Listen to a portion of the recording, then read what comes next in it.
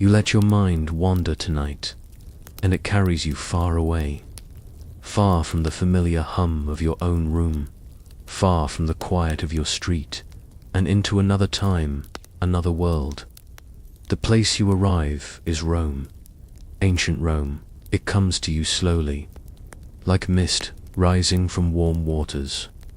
You see pale stone, marble shining with a faint golden light, the streets flickering under torch fire.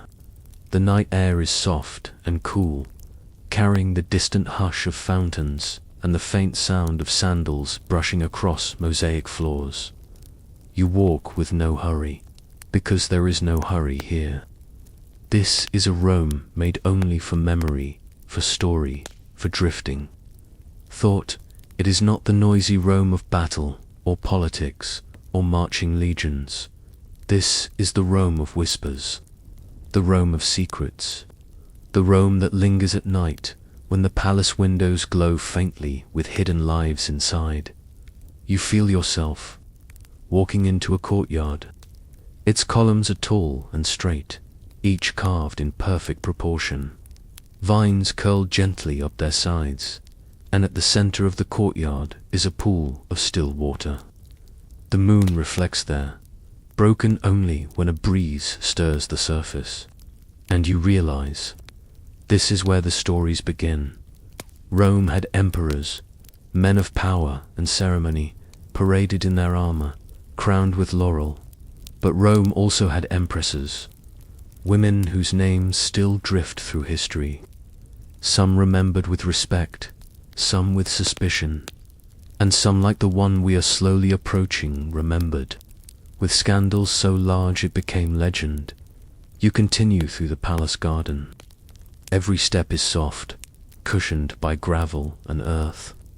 Somewhere above, you hear the faint rustle of silks, the sound of laughter.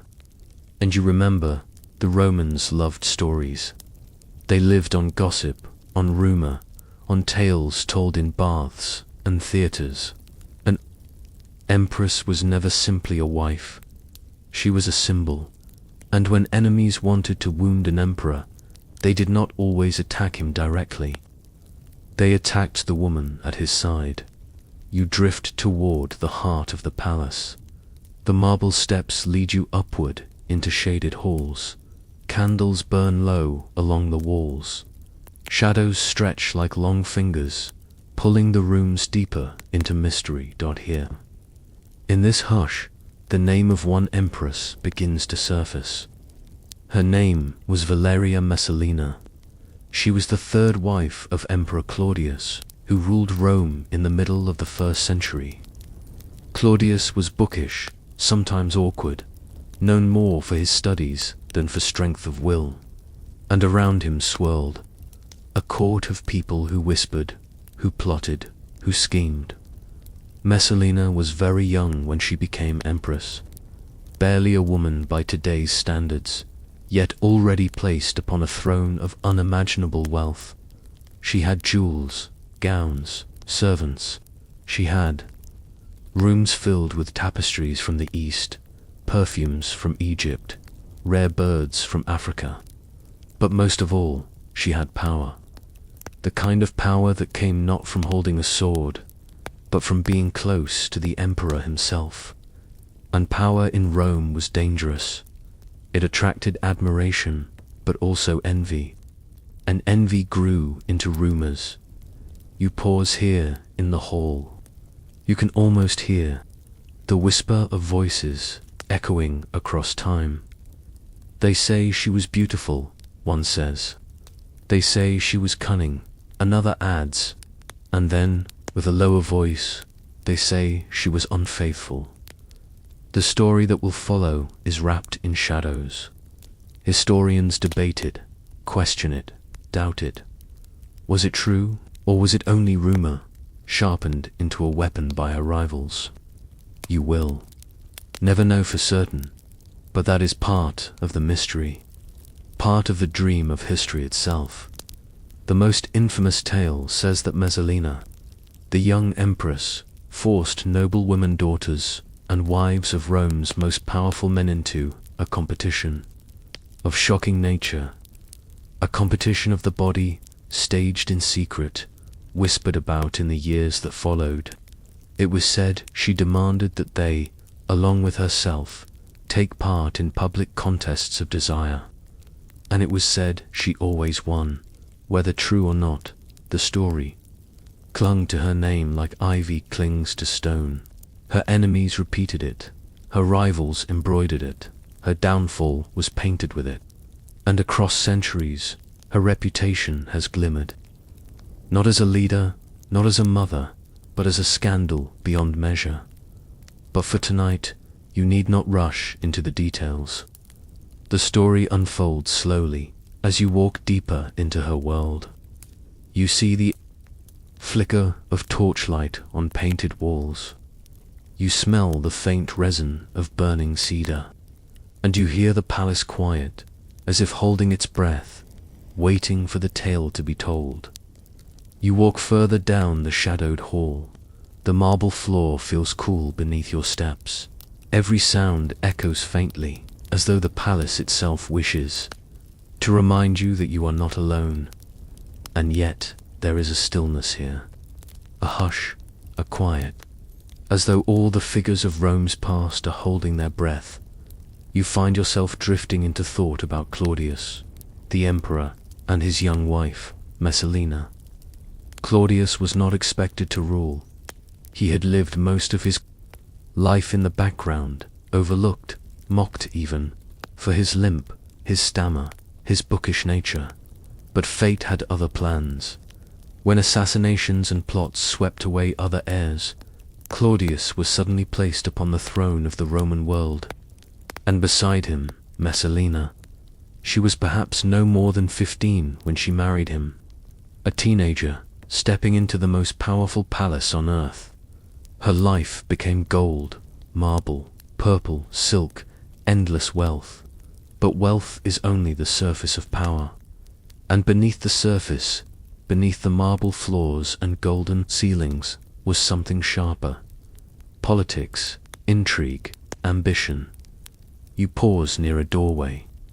Through it, you imagine a garden where noble women stroll, their hair pinned high with ivory combs, their voices low with gossip. Here reputations are born and destroyed with a single phrase, a single raised eyebrow. Messalina was envied from the beginning. She had youth, beauty, position.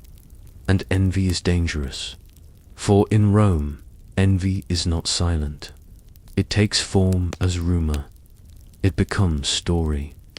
Whispers began to drift through the city, that she was greedy for wealth, that she demanded estates, confiscated villas, claimed gardens for herself. Some said she arranged the downfall of rivals. Others said she used her influence to place favorites into powerful positions. And then came the darker whispers, that she was unfaithful, that the empress, the wife of Claudius, used her beauty not only to charm, but to ensnare. You do not need to decide tonight. You are not here to weigh evidence or pass judgment. You are here to drift, to listen, to let the past roll gently over. You like a tide. Rome was a world of spectacle, not only in the arenas, with gladiators and chariots, but in the subtle theatre of the palace.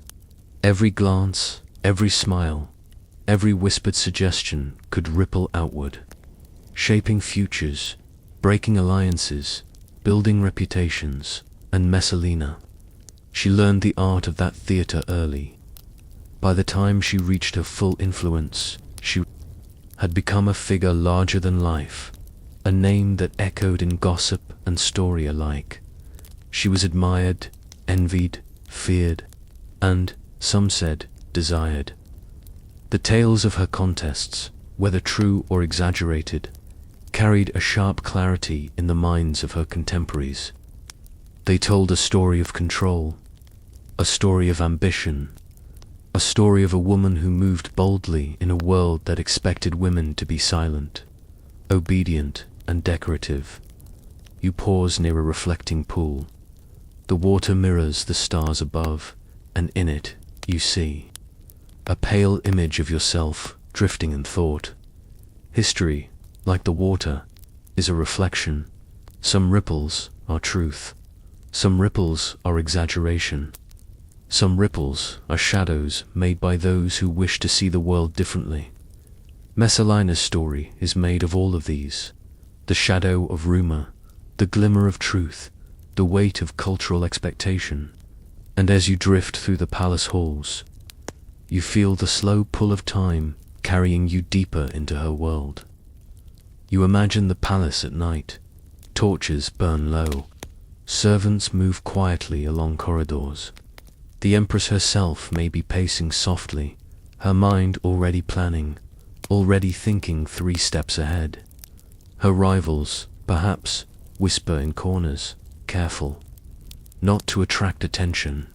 And beyond the walls, Rome sleeps, unaware of the silent currents that shape its history. Power, you realize, is not only in what one commands, but in how one is remembered. And Messalina is remembered in stories that shimmer with both fascination and fear. She is remembered as clever, as ambitious, as scandalous. And in the end, the echoes of her legend are what survive, carried forward across centuries. You move quietly through the palace once more. The corridors are familiar now, soft underfoot, echoing only with your own gentle steps. The torchlight flickers across the walls, making the marble glow faintly, and the shadows stretch long and slow, as if reluctant to leave. Messalina's life begins to wind toward its quiet conclusion, like a river curving toward the sea. Her life, full of whispers, ambition, and rumor, now meets the weight of Rome's inexorable machinery. Claudius, her husband, had once seemed distant, hesitant, almost gentle. Even he, surrounded by advisors and spies, could not always see the currents that pulled beneath him. And so, slowly, the court tightened around Messalina. Rival factions whispered in every hallway. Ambitious senators plotted in silence, waiting for the moment when her influence could be questioned. Her reputation shadowed, her power undone. It is said that Messalina's ambition, which had once carried her effortlessly to the height of Roman society, now cast shadows that betrayed her. Rumors that had followed her like soft cloaks now turned into accusations, sharp as knives, aimed at her very heart. Claudius, persuaded by advisors that the Empress had overstepped, watched as events unfolded. The palace, once filled with quiet, laughter, and soft music, now held tension. It is said that Messalina attempted a secret marriage with a nobleman, Gaius, bold, audacious, whispered about in every corridor. And suddenly the tide turned. The palace doors closed. The whispers became commands. And the Empress, untouchable only hours before, now faced the silent weight of Rome itself. Her downfall was swift. Historians describe the final hours with a mixture of fascination and horror. The life that had shone with youth, beauty, and cunning ended quietly, almost unnoticed, beneath the very halls that once elevated her. And yet, even in her fall, her name did not fade. It clung to history, carried forward in whispers, tales of scandal, fascination. For in Rome, as in sleep, some images linger, some names echo, and Messalina's legend, for all its shadows, remains alive. You linger in the quiet corridors of memory. The palace is still, the torches steady. Messalina's life is behind you, yet the echoes of her presence remain, soft as a whisper. Rome exhales. The streets outside are silent under the night sky. Fountains ripple faintly, reflecting pale moonlight. And you realize, her story is not simply about scandal or ambition. It is about the way humans remember. about the power of reputation, about how whispers, repeated and retold, shape the memory of a life long after it has ended.